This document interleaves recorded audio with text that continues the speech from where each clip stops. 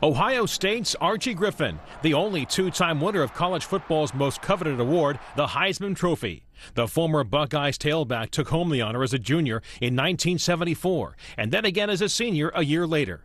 This Saturday night in New York, the Heisman Trophy will be handed out for the 75th time.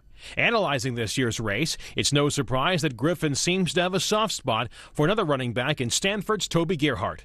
I think it's probably going to be a running back to win this year. When you look at Gerhart at Stanford, who had an outstanding year, puts the Stanford Cardinal on his back and really led them to an outstanding season. And they've got 4 losses, I know, but they would have had some more losses without his great contribution to this season. And then Mark Ingram, who played at Alabama, if he were to win it this year, he will be the first Alabama player to win a Heisman Trophy, which surprises me because I thought by now an Alabama player would have won it. Any Heisman Trophy discussion this season has to include a couple of senior quarterbacks in Colt McCoy of Texas and Florida's Tim Tebow.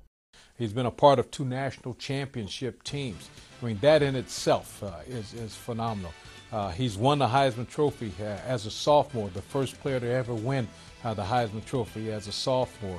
And Tebow has been a Heisman finalist the 2 years after he won. He's always been one of the top athletes in the entire season for those 3 years. I mean, that's phenomenal. And he possibly could win it.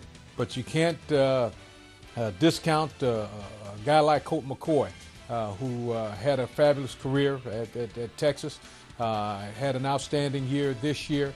And I think he'll certainly be one of the top 3 as well. We could see a full-time defensive player win the award for just the second time in history. Making a strong case this year is Nebraska defensive tackle Ndamukong Suh, who really turned a lot of heads this past weekend when they played that Big 12 championship game.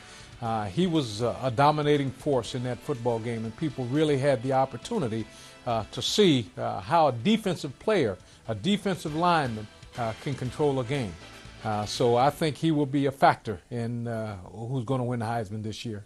And if by chance Tebow wins, he'll share the title as 2-time Heisman winner with Griffin, who's held the distinction all by himself for 34 years. I'm certain that someone else will win it twice. I can't say or don't know that it will be Tim Tebow this year, but certainly if he is, I want to be the first to congratulate him.